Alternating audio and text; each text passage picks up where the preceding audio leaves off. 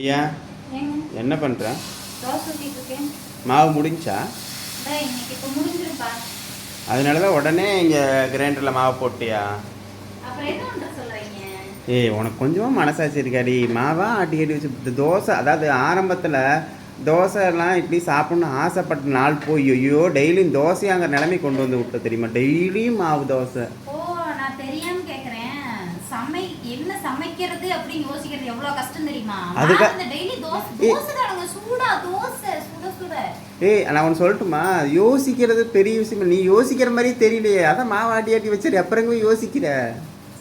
தோசை சாப்பிட்றதுக்கு உங்களுக்கு என்னங்க கஷ்டம்? ஏய், ஒரு நாள் சாப்பிடலாடி, வாரத்தில் ஏதோ ஒரு 2 நாள் 3 நாள் இடையில போட்டால் தெரியும். டெய்லி நைட்டு தோசை தான். அது இட்லி கூட ஊற்றி தர்றதில்ல. இட்லி வர மாட்டேங்குது அதுல. நீ ஆட்டுற மாவுக்கு தோசை வர்றதே பெரிய விஷயம், இட்லி எப்படி வரும்? தயவு செஞ்சு சும்மா பேசுறீனா அது கூட கிடைக்காது. அப்புறம் டெய்லி நைட்டுக்கு சோறு தான், பரவாயில்லையா? சோறு கூட சாப்பிடலாமாட்டு இருக்குது. ரசம் சோறு. ஐயோ ஆகாது. ஐயோ ஏன்டி இப்படி கொடுமை பண்ற?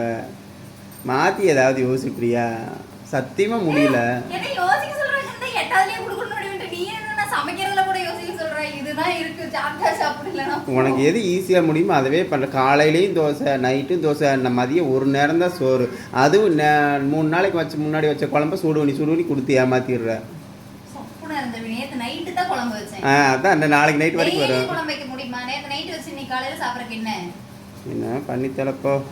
தோசை சாப்பிட்டு மாவு மாதிரி ஆக பாருங்க. கொஞ்சம் குறைச்சிக்க. 6 பேக் வராது, இது சாப்பிட்டாதான் 6 பேக். இது சாப்பிட்டா ஃபேமிலி பேக் தான் வருது.